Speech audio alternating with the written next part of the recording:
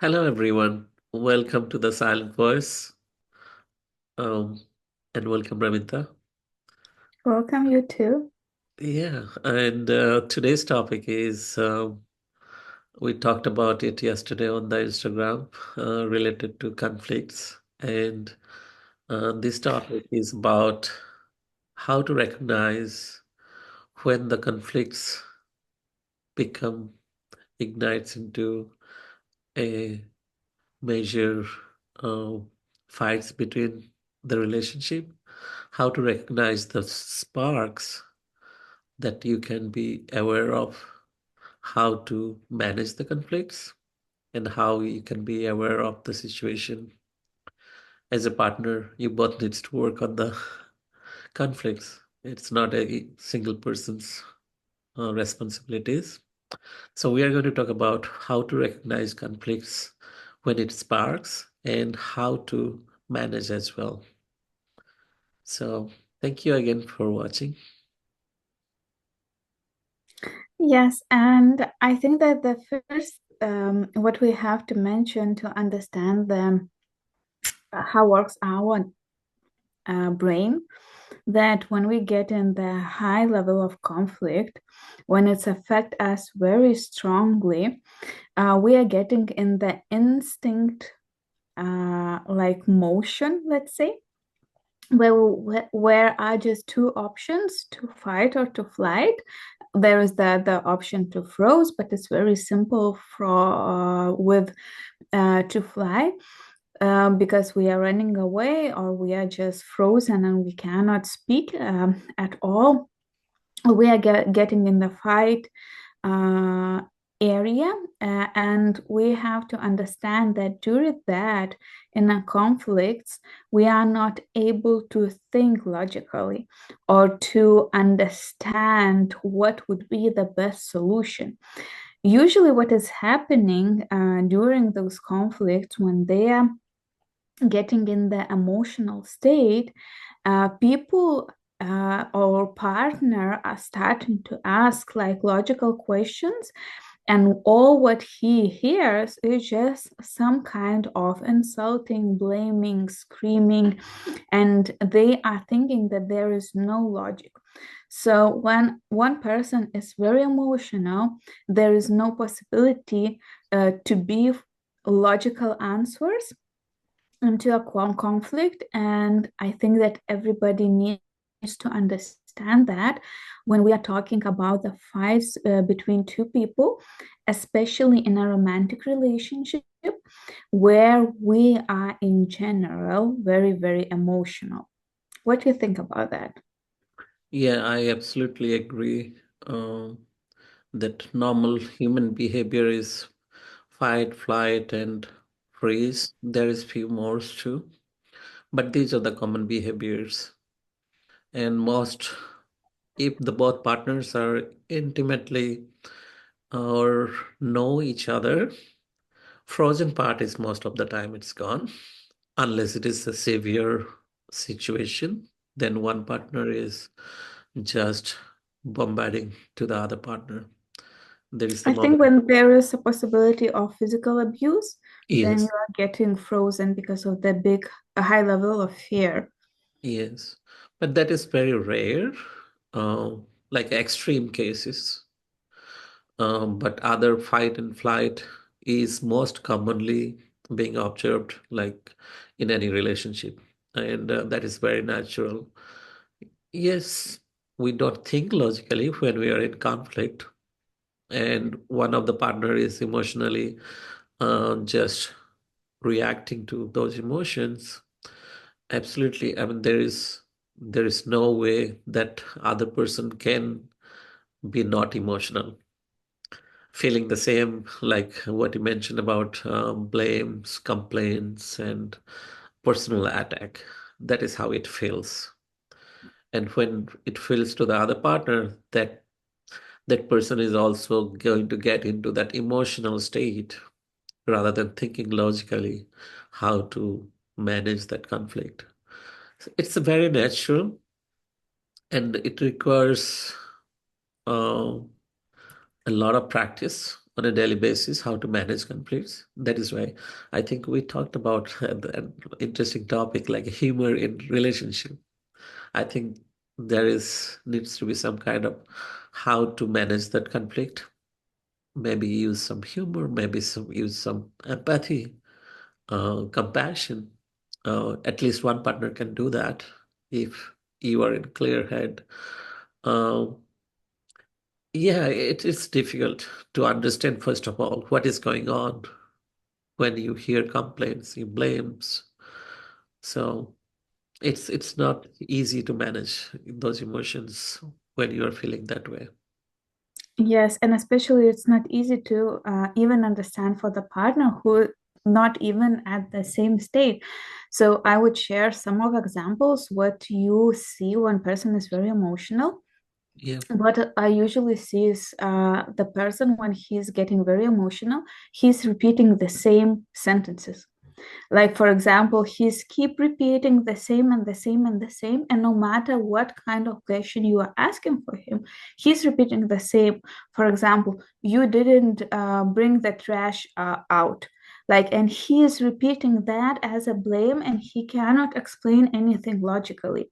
This would be one of example to understand that your partner right now are at the high level of emotional state, and to have a discussion with that person at the moment will be really really hard because the level of like hormones will get higher and higher and higher if you keep talk about the same situation. Maybe you have some kind of examples also how to recognize that your partner is at the emotional state. Yeah, what you're saying that yes, that behavior repeats.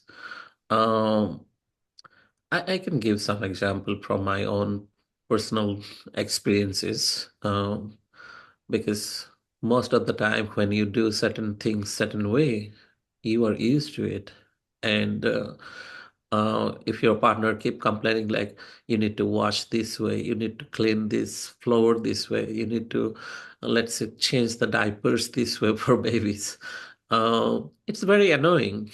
At the same time, you know how to do it by yourself, but when you get those kind of complaints or blames like you don't know how to do this, you should do this way, like you've been taught differently.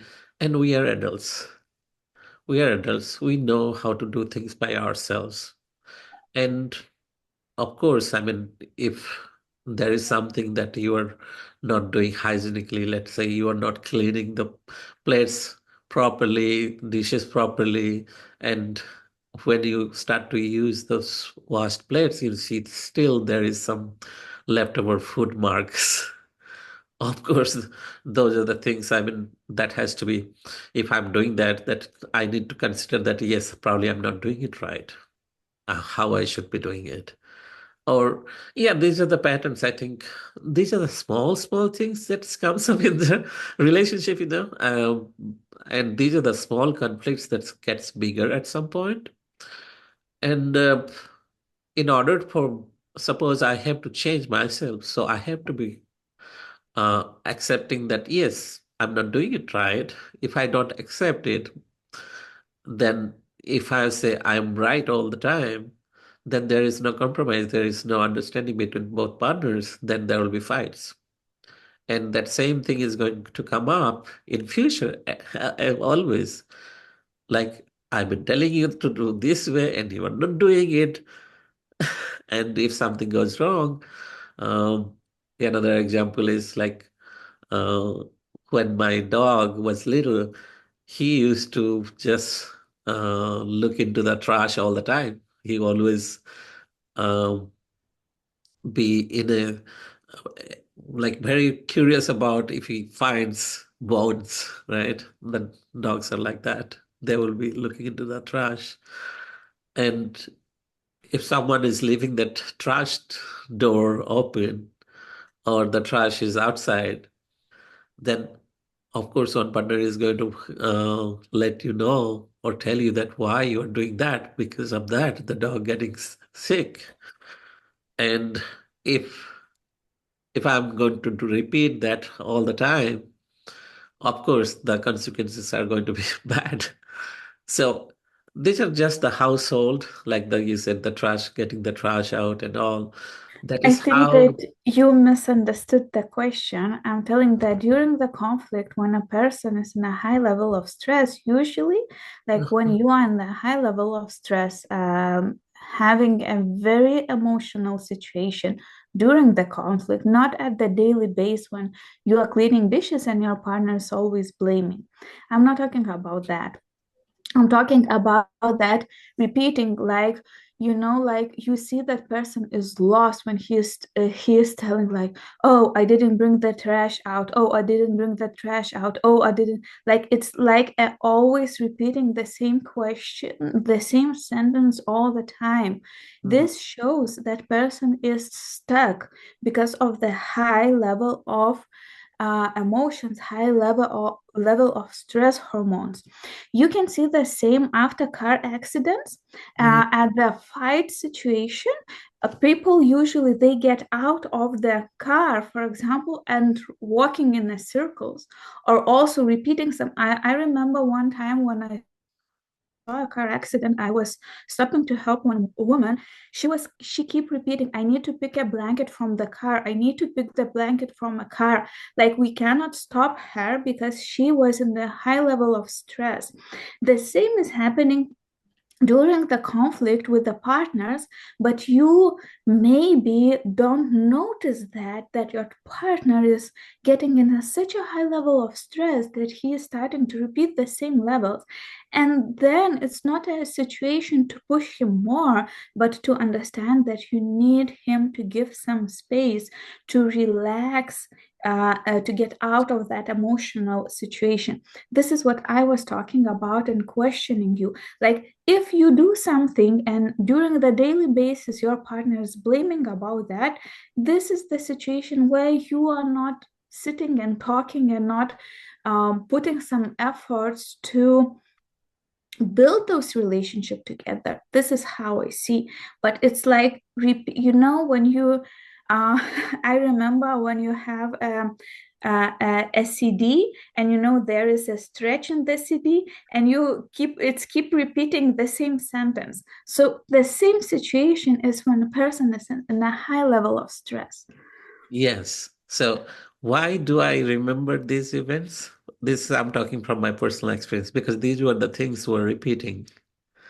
You know the patterns now, like what you were really. It is a good example of that woman, like because that was her last thought.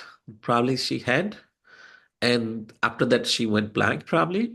And I remember these experiences from my personal relationship is because these were the things were repeating, and I wanted to be better and that to not to upset my partner.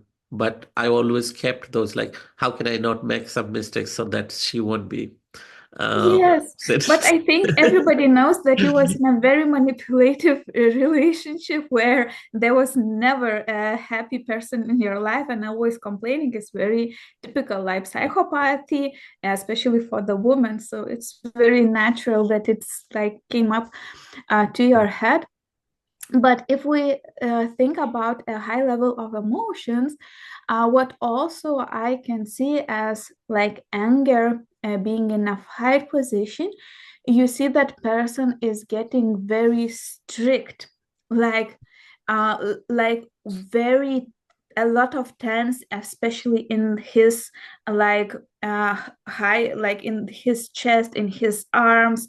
Like you see the tension in his head, especially with a man. You see like here it's starting to pump, and you see that that person is getting in a high emotional state, and he cannot repeat, but you see that that person is cannot stay still at one position. He like, if he sits, he start to stand, he start to walk, he start to pick something.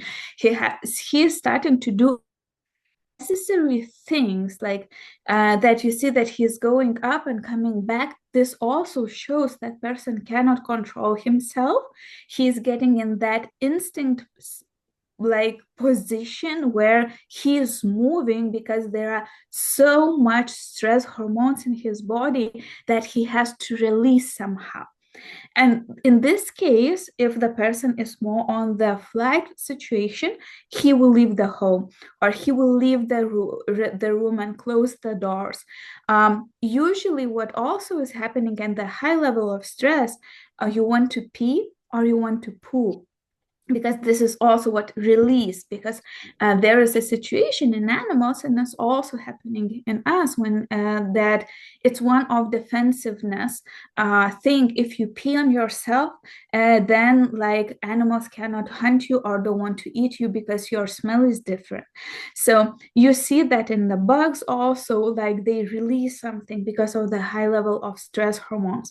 So if you see that your partner, like from a conversation where you had a discussion, are getting through this situation, he's standing, he's doing something, or he's repeating the same sentence, it means that, okay, stop. We need to stop this. We cannot go deeper. We cannot get a logical agreement right now.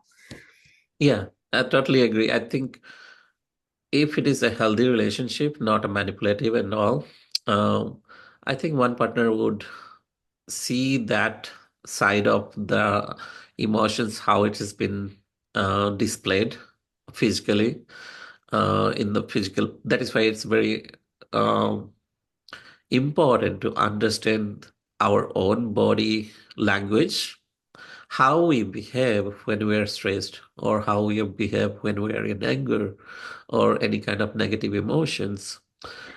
I would stop you here Uh-huh. because, as I mentioned, based on our brains, how they are working, we are not able to recognize ourselves and our behavior because we are in a blank. So this is where, in a healthy relationship, is a huge work of your partner to recognize this. This is your help that has to recognize the way you are behaving and hold you in those situations. We talk about other things, but like in this situation, the most important, how the conflict will be, is your partner. 100% it's on your partner, not on you. Yes, I agree. Where I was going is, if I do not understand my body, how it reacts, how can I see that similar to read? Let's say my partner is behaving physically when I said something. Probably if she's stressed or have anxiety or have flight or fight mode, how do I recognize? Unless I do recognize some of my being aware of someone, it's just a general knowledge to understand your body and how other people behaves also during those situations.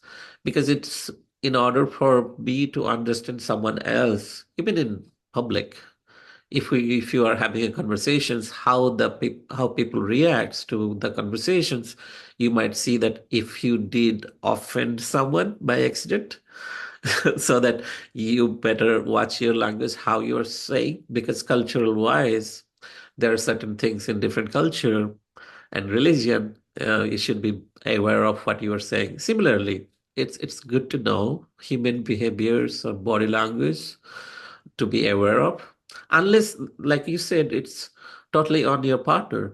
But again, at the same time, if your partner is not able to understand what is the body language, what happened, what's happening with me, then how my partner can help me with that situation. I would add it's not just religion or cultures, but it's also a different level of the families. Uh-huh. Because, for example, I know one family who is very openly said, like, we are, if our kid is having a relationship with someone and we invited him or her in a dinner, and he is not able to discuss about Freud or philosophy, this is not a person in our family. And it shows a lot, also about the behavior, how you are managing your emotions. We are not telling that we are not getting emotional. Of course we are getting, And based on the stress level, the conflict can get higher and higher and higher. And this is where I think that emotional intellectual families are good at, because the partner recognize these things even Yes. before the conflict will start.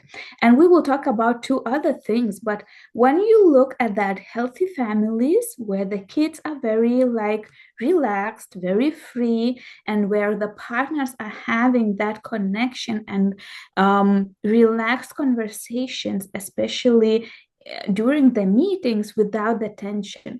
Because I would say that in all the families, when you come into their home, you Mm. will feel if there is a tension between partners because they are feeling stressful, how it will go, of course. But if they are not able to recognize each other emotional state and learn how to relax, how to calm down that partner, this is, I think, number one thing that we have to learn when we are starting a relationship.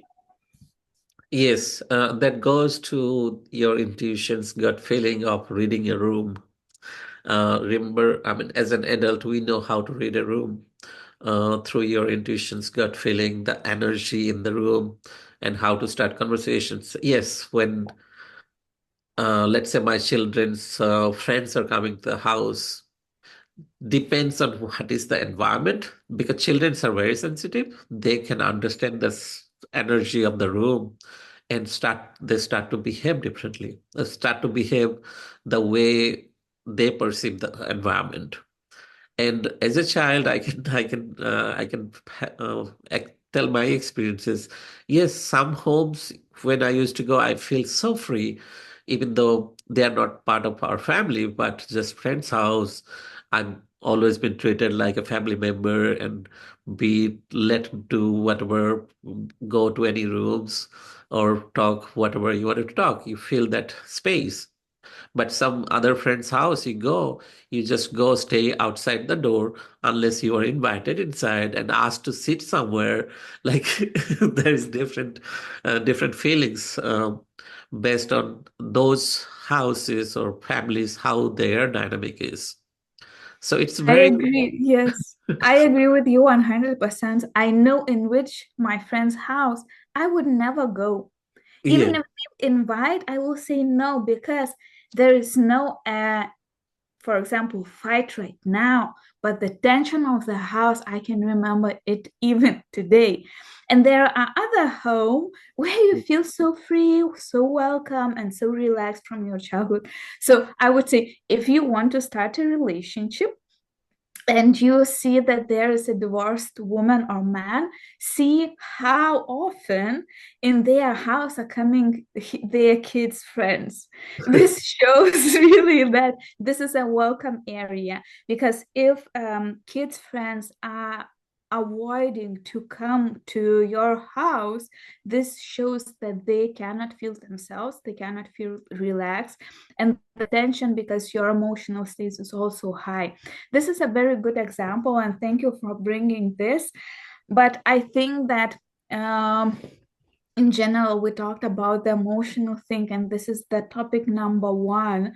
I would say in a conflict that when you start a relationship, you have to know very well how your partner is behaving at the high level of stress, and not because that you can manage like conflicts, but also at the, for example, children sickness or some accidents where you need to react right now, car accidents, maybe some house inside the house accidents when you need to call emergency and so on, that you would know what to expect from your partner.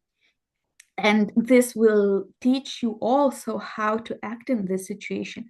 Because if you just let your partner in this area, or even higher his stress level and the conflict, this will bring usually to the divorces or to the separation, because when the emotions and hormones are getting to the extreme, people are starting to be abusive, or they are leaving the house because it's too much for them to deal with.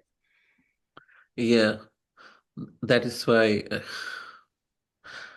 I think it's divorce or separation doesn't start in one day. It's a it's a lots of piling up these resentments or these conflicts that never been resolved, that never been addressed, and both partners do not have a dynamic of working together towards a common goal or working towards to uh, improve a better, healthier relationship.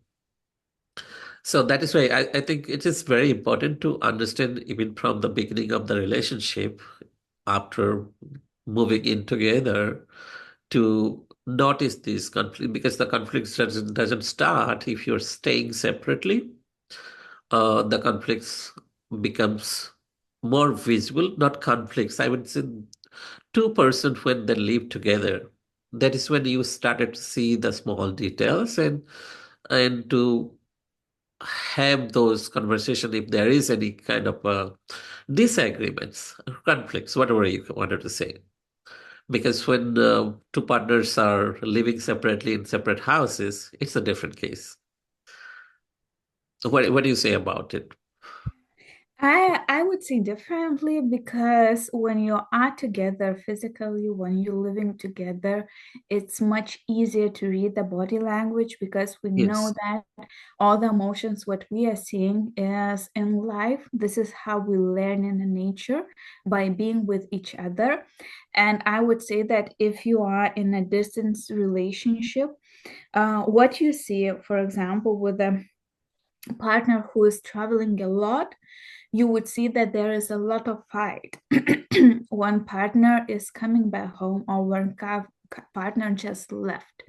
Why? Because this is a separation feeling, a very strong grief. Also, that the partner is not here because you are used to some kind of habits that you are having together. And now these habits are not there. And we still are not internet creatures. Our body is used to some kind of physical senses that we have when we are living with a partner. And its smell is some things that we used to, for example, the phone is always on this place, or this cup is for his coffee. And even if that person is not, like if we are not interacting, for example, in the morning together, but I know how my partner would leave the house when he's leaving before me, and now I wake up and I know where is what. And even by that, you also feel subconsciously, okay, he was stressful, maybe he was late. Oh, he put it is like you already know the person. And Yes. because of that, I would say that those relationships where one of the partners traveling a lot, getting even more tension. Because for us, always to, you know, get back to live alone and get back to live together is already cause a lot of stress. Because we used to live, like, for example, 2 weeks together and 2 weeks separately. Like in those 2 weeks, we are living like normal. We are getting used after 3, 4 days, it's starting to be like daily basis. Mhm. And then we are starting to live separately. And then again, we need those 2, 3 days to live separately. So I would say differently. When we live together, we have more things from where we will see what kind of emotional state is our partner than being in a distant relationship. Yes, it's the same thing. Like there is a difference between two people living together physically and living separately in a long distance relationship or maybe traveling more often because of the work. So yeah, of course there will be different emotions, different physical environment for both, but that gives them opportunity to learn each other's behavior when staying together or living together, because there will be a different dynamic in that relationship too. Yes, of course, there will be different dynamic because but you have to understand that in general, like meeting and separating, when we see also from kids like going to the kindergarten every morning and separated, this is a high level of stress. And Yes. every teacher knows that those coming through the doors getting the most intense for the kids. Yeah. The same is in a relationship with a partner. Seriously, maybe there is a lot of excitement to meet that person, but still there is a lot of other hormones that are coming up. And we know that um, how women are um, having the same cycle, like their period together when they are staying together, because our hormones through our skin are getting out. And this is how we are at the similar level of emotions based on the hormones that are in an environment where we are. So, as I mentioned, when we go in a house as a kid, there is a lot of tension, we feel that tension. And it's not just feel, it's the hormones that we sense through our nose and through our skin and through everywhere. So, I would say that it's much, much better to live together. And even if you have some kind of separate travels, have that as a pleasure, not as a work. Of course, in nowadays it's not possible most of the time, like when you choose a work, but also you have to understand that the emotions are high. Even if you are wishing that partner to come home and waiting for him, I would say that 2 3 hours will be in a high level of tension. Like this is what I always see and I always recognize in the different couples, in the different families, what I notice also as a child and as an adult. And this shows that there is a lot of tension.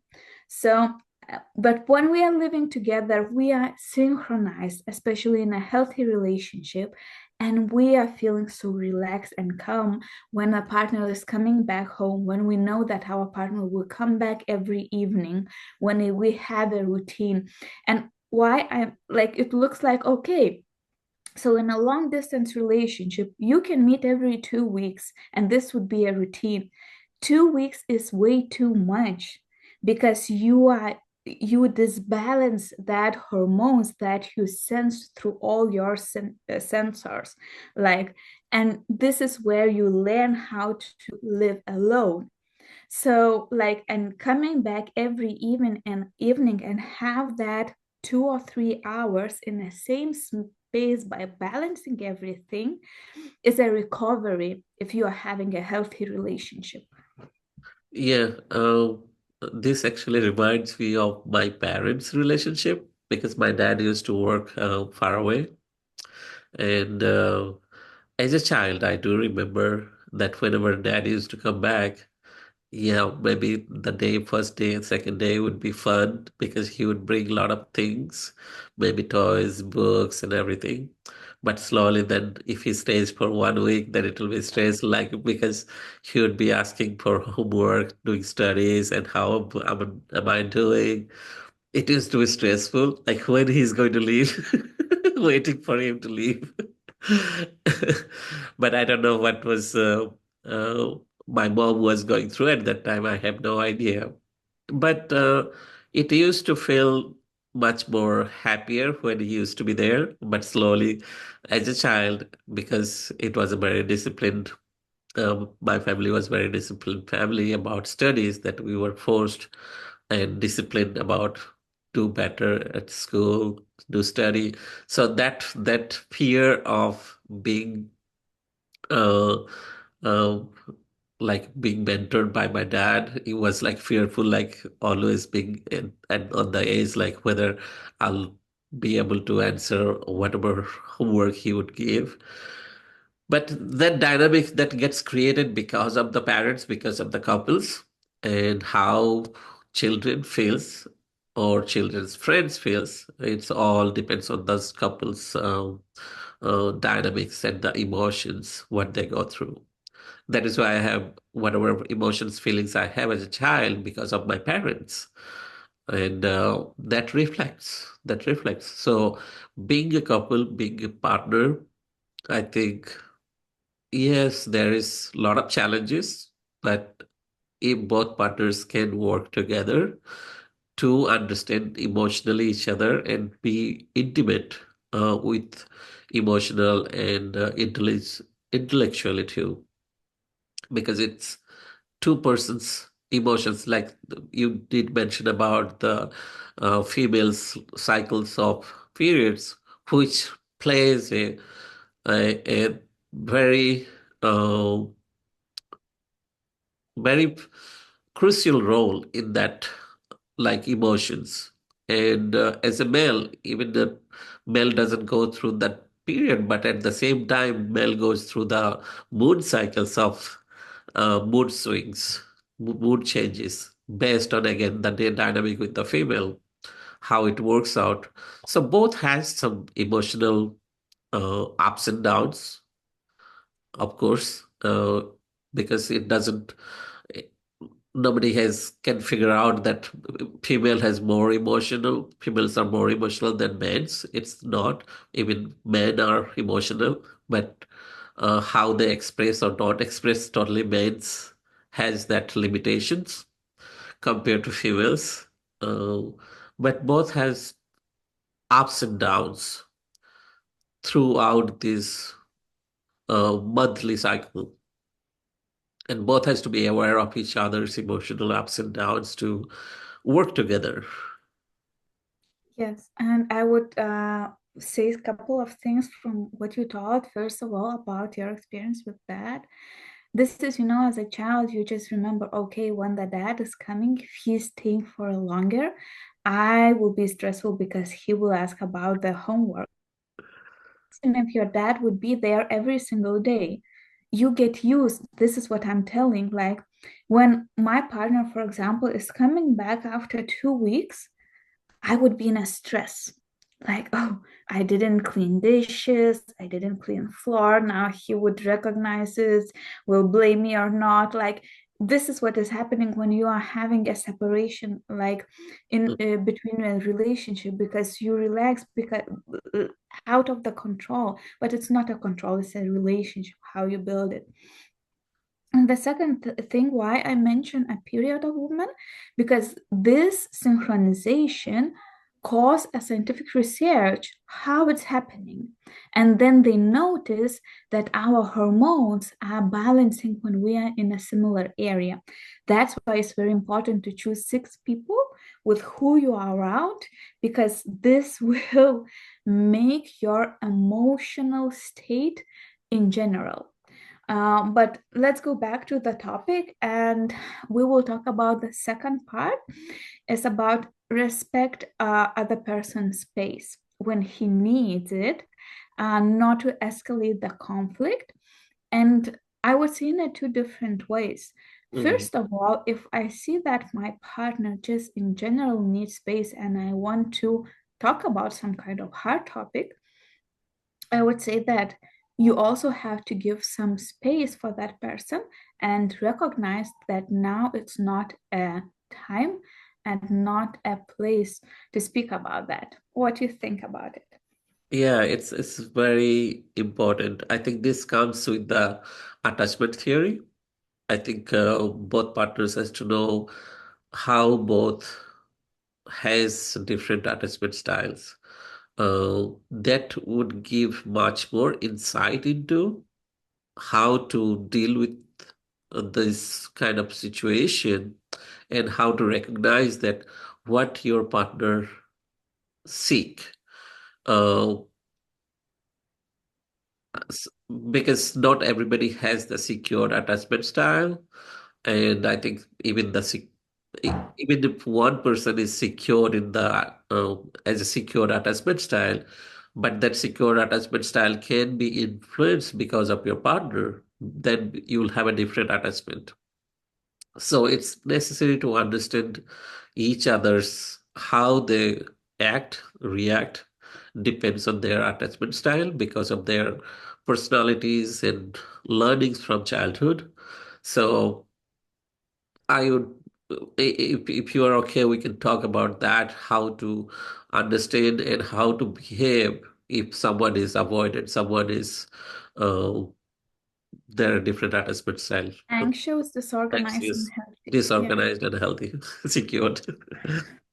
Yes, so yeah, that attachment style is very important. A lot of people are talking about it. So very simple to understand that anxious attachment style is always wants to be close to the partner and even paranoid about where the partner is, what he's doing. And to understand it is better is by understanding for well it's coming.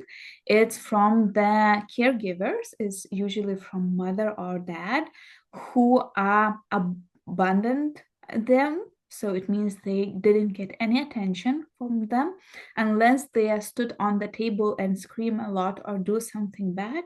Then they got attention from their parents. Or like this is the I would say the best example. The other thing is the avoidant attachment style.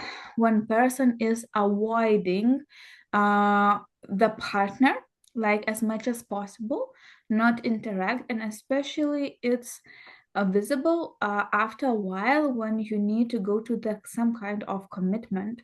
Then partner is starting to avoid it and not to get any responsibilities on their head. And this is coming from a child who had adults' responsibilities. So it means that parents don't take any attention for their physical needs, for example, making them food or preparing them for the school, or like they have to grow adult very, very soon. Usually there is a situation where they have to take care of their also other younger siblings. Like this is where I have so much responsibilities that I don't want any other responsibilities, because I'm thinking that every relationship will bring me some kind of responsibilities. This is usually when you look at the parents who are giving the possibility to make all decisions for the kids, where we will travel, what we will eat, what we will do. This is where like it's not a kid responsibilities, because you have to give him choices like in a healthy way. Disorganized attachment style is usually is when there are two these type of persons in a family. So one person who is giving too much responsibilities on a child, and other person who is abandonment the child, not giving him not enough attention. And this is where you are getting a mix of this type of attachment style. In one case you are craving a lot of love, you want to be with the person, but at the same time when you are getting to the commitment, to some kind of conflicts, you are avoiding to go there, because by making a decisions for you is a huge fear to make mistake, because you are usually are blaming or putting on yourself too high responsibilities. And healthy attachment style is when a person is one unique as a person, he is feeling good in a relationship and he is feeling good without the relationship. He is not afraid to go to the commitment. He is not afraid to make mistakes by being in a commitment. And at the same time, he don't have that anxious attachment style, always to be close to the partner or to know where is the partner, or to get approval that your partner is still with you, that he loves you, and all other things. This would be a very short description, but we can talk about each attachment style, I think, hours and hours, because there are a lot of differences and a lot of what to explain. Yeah, right. I think there is a lot of podcasts online about attachment styles, and uh, we don't want to cover those, but to understand, it is important to understand what is your attachment style and your partners, so that you can have a much more supportive relationship with each other. That is the point of being bringing up the attachment style. So if you know your partner, what kind of attachment style your partner has, so that you can, if your partner is been anxious, so that you know that you have to keep that attention, so your partner is not anxious all the time. At the same time, if your partner is like avoidant, give that space to your partner, whatever space he or she needs, to recoup or re work on those, uh, when to talk about it. Like when you were talking about, should I bring this topic now or not a good time, to understand what is your partner's attachment style, and to discuss when your partner is ready, giving that space to, creating that space or giving that space to talk about that situation. Uh, Otherwise, I see that there will be a fight or flight mode. If you're Yes, I would say the same. But with the avoidant attachment style, it's not a space to recoup. It's more like when you push that partner to commit, he is running away and not giving any kind of answer. And by I want to mention this because it's very important with the uh-huh, avoided personalities. When you give him space, usually he won't make any decision. He will stay in that stage and in that situation ship, like there is something always happening, that I cannot commit, that I cannot marry you, that I we cannot have kids, like I need to get a better job, we don't have a good enough apartment, or like we need to, like there will be always some kind of excuses. excuses why that person cannot commit to the relationship. So Yes. this is a little bit different because during the conflict, what is happening, yes, what I want to talk about that giving a space by knowing the person. Also, in some kind of conflicts, people cannot answer very fast because they need to digest some kind of Yes. information, and their brain are not working so fast, like because what I see in a different couples, like there is a couple who in a couple there is a partner who is just thinking very fast and analyzing information very fast, and you see this type of personalities. And there are people who, for example, to learn one class they need to sleep, because this is when all the information are getting to the folders, and after that they can make decision. And I want to talk about that because usually there are difference in this type of situation, and I would say how it can be connected with the attachment style, but it can be more connected with some kind of mental things, for example like anxiety, what is not connected with the anxious attachment style. It can be absolutely separate. You can feel anxiety, but it's not necessary that you are anxious, that you are having anxious attachment style. And when you have anxiety about the future, you want to make to know, like now, right now I need that because I feel stressful. And it can be about different situation. And for example, for other person, he needs time to make a decision, especially when it's something bigger in a relationship. And there where you are pushing to give answer right now, and person knows that he cannot give the answer right now because he needs to do research. And I think that we talked about that in our live on Instagram. So I will add a little bit more by explanation that it can be in a different type, not based on your mental state, not, or disorders or your attachment style, but in general. When I come in with some kind of discussion, I already did a research. Already think about it at least 1 or 2 hours before. I already got a solution. And now all this absolutely new information I bring into my partner.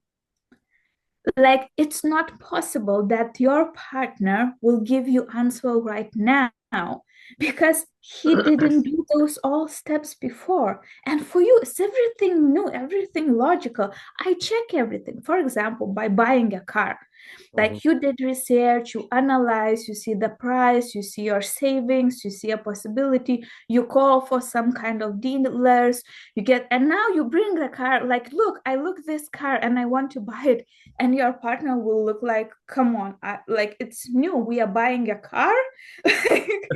So this is where you put your partner and then you start in a conflict. Why you cannot give? You are not trusting me. This is what I did. I was thinking about both of us. I was thinking that you like this color, or you need like more seats, and like for the other person is absolutely new.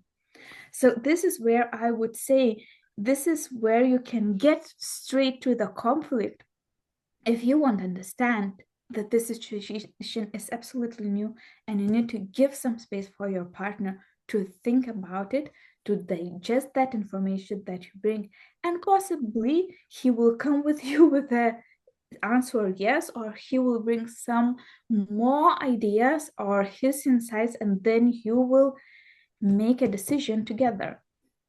Yeah, very true. I think this example gives insight into if one partner is working through those background information to collect information to come to a decisions, why not both partners should be working together to come to a decisions rather than one partner is coming because these are big purchases like cars or house or something else. These are big purchases, and this big purchase, this is about your finances. And if you or both partners are not working together uh, on that process of deciding what color, what car to purchase, then of course one partner is doing all the work and bringing the conflicts to the table. Definitely.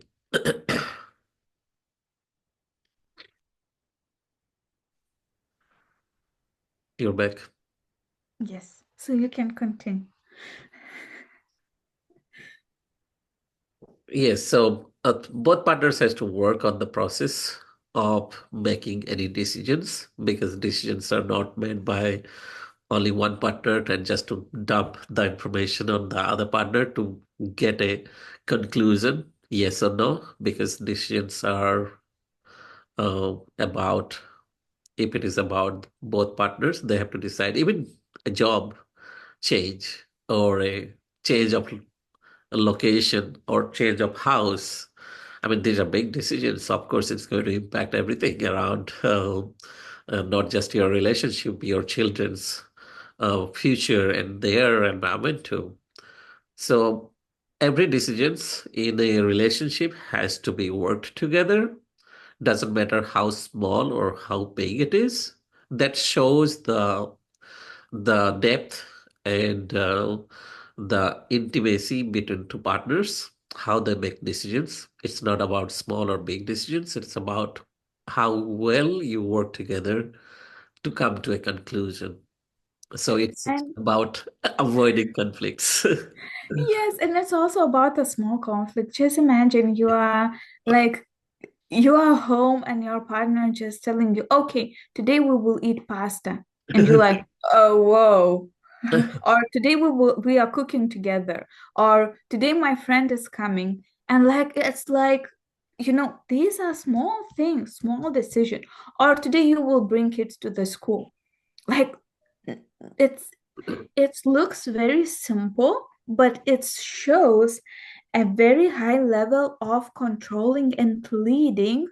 You Yes. have to lead in the other way. You have to lead relationship by supporting your partner and leading there where he is, where you are better, but not in the way I will do that, or now you will do that, or now we will do that. It's all about also sentences how we are talking. For example, if I would say like I think that I want pasta. I saw that we have all the ingredients for that, and I decide this today for the dinner is pasta. Instead of asking my question, okay, what do you think about the pasta of today's dinner? And then you have a discussion. Maybe you will get to the same conclusion, but you will put a partner in absolutely different Yes. state.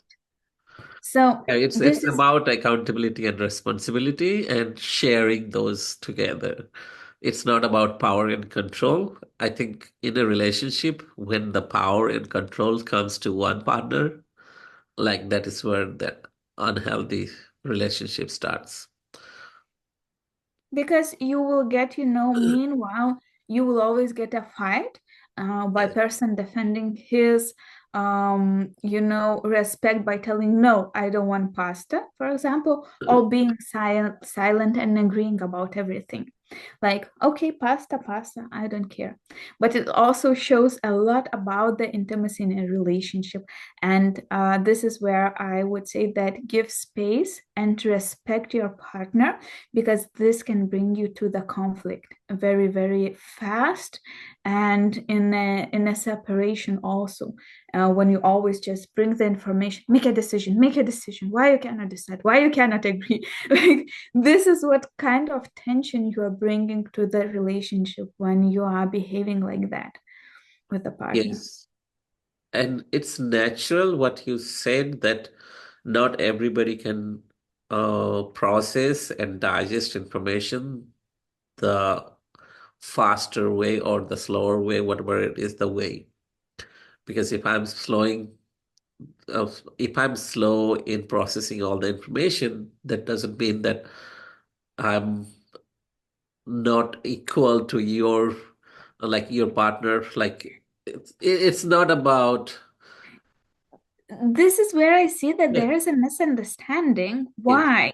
Because as I mentioned, I already digest that information. This yes, already was, and I'm not counting that, how much time I spent on that.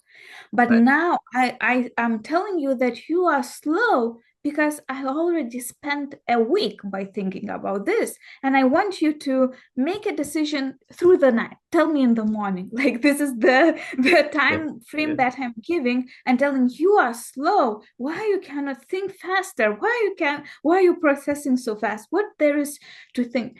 This type of conflict I always see, like, not relaxed, not giving, because I know that two people will look and do research in absolutely different way. yes, Now we are having a chat GPT where if you look, the same person can give the same question, and even chat GPT based on you as a personality will give you different answer yes, even about the same topic. Yes, if you ask, like, if the grass is green, he will say yes. But even in some chat, you will see that you are a very sarcastic person, so maybe even chat GPT will tell you no, it's blue. But like in general, if you see that every people are doing different research, and for example, by picking food for the dinner, for me, I'm checking the fridge. For other person, he's checking, for example, in the internet, and watching some dishes that he wants to make, and he likes to go to the grocery shop and buy and then experiment that. Like, other person is doing differently, and you need to understand and also to communicate about that and make a conclusion and decision together. So yes, it's not like you are doing it slow.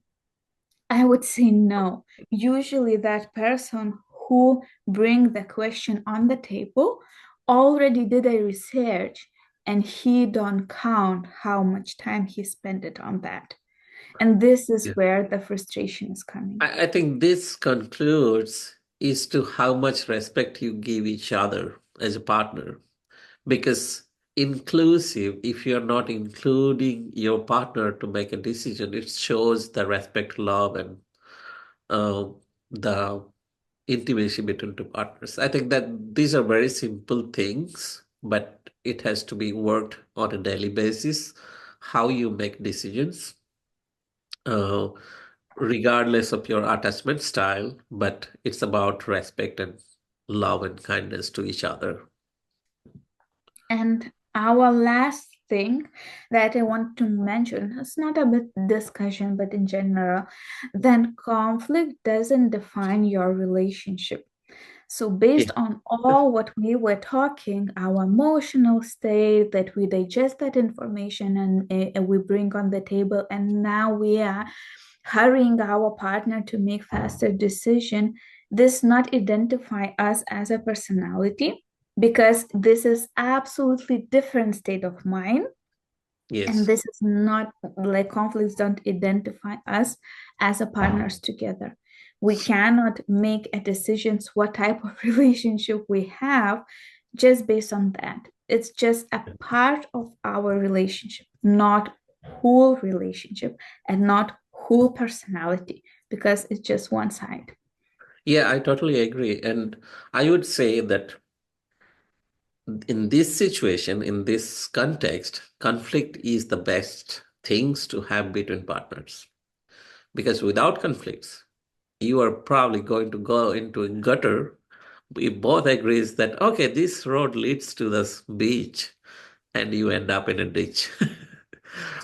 But there has to be a conflict in a good, healthy way, because without conflicts or disagreements, then you can make a really, really powerful decisions that can help not just your relationship, it can prosper your relationship and your health, wealth, everything. I think that is where the conflict is a good part for you to be successful in the relationship. I totally agree with that. Yes, I think that this is what makes couples grow, Yes. not to push each other, but also to have a discussion to see different sides of Uh, the same topic and discuss about that and make the best decision. Thank you very much for this conversation. It was very, very interesting. I'm very happy that I'm here and that we can talk and share this information with our followers. Yeah, thank you. We totally forgot about the time. It's 1.5 hours almost. And it is a so interesting topic. I love this topic because this actually creates the bond, that intimacy between two partners, because conflicts can grow you together as a partner, or conflicts can break you apart.